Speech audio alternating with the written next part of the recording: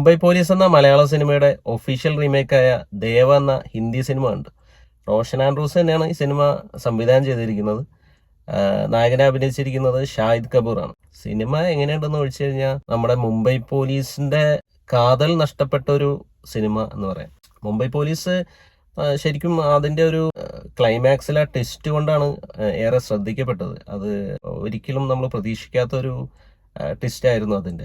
ഹിന്ദിയിലേക്ക് വന്നപ്പോൾ അവർക്ക് ആ ഒരു തീം ഇപ്പോഴും എടുത്ത് ചെയ്യാനായിട്ടുള്ളൊരു മടിയോ പേടിയോ എന്താണെന്നറിയില്ല. 2013 ആണ് മുംബൈ പോലീസ് റിലീസായത്. അന്ന് മലയാളത്തിലൊരു നടൻ പൃഥ്വിരാജ് അത് ഏറ്റെടുത്ത് ചെയ്തു. അതുപോലത്തെ ഒരു വെല്ലുവിളി നിറഞ്ഞൊരു കഥാപാത്രം.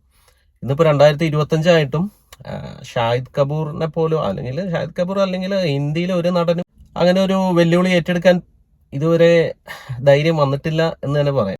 അതുകൊണ്ടാണ് അവർ ആ ക്ലൈമാക്സിലെ റീസൺ മാറ്റി, പിന്നെ അതുപോലെ തന്നെ കുറെ കഥാപാത്രങ്ങളെ ഇൻക്ലൂഡ് ചെയ്തു, പുതിയതായിട്ട് സീനുകൾ കുറെ മാറ്റി.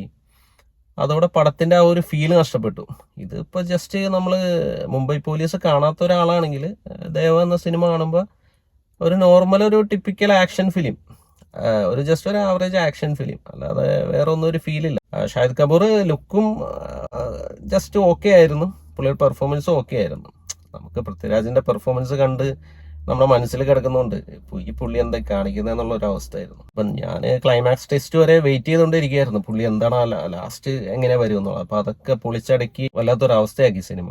ബാക്കിയുള്ള അഭിനേതാക്കളുടെ പെർഫോമൻസ് എന്ന് പറഞ്ഞാൽ നമ്മുടെ മലയാള സിനിമയിൽ റഹ്മാൻ, ജയസൂര്യയൊക്കെ നല്ല രീതിയിൽ തന്നെ പെർഫോം ചെയ്തിരുന്നു ഈ സിനിമയിൽ.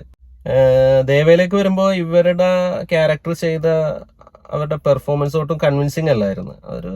നമുക്കൊരു ഇമോഷണൽ ഫീൽ കിട്ടുന്നില്ല. ഇവര് തമ്മിലുള്ള ബോണ്ടിങ്ങും അതും ഒന്നും അങ്ങോട്ട് ഫീൽ ആവുന്നില്ല. മുംബൈ പോലീസിന്റെ ഒരു ബെറ്റർ വേർഷൻ കാണാമെന്ന് വിചാരിച്ചാണ് ദേവ കാണാൻ പോയത്. മൊത്തത്തിൽ ഒരു നിരാശയായിരുന്നു ഈ സിനിമ കണ്ടിട്ട്. അപ്പൊ ഇതാണ് ദേവ എന്ന സിനിമയെ കുറിച്ച് എൻ്റെ റിവ്യൂ. വീഡിയോ ഇഷ്ടപ്പെട്ടാൽ ഒന്ന് ലൈക്ക് ചെയ്യുക.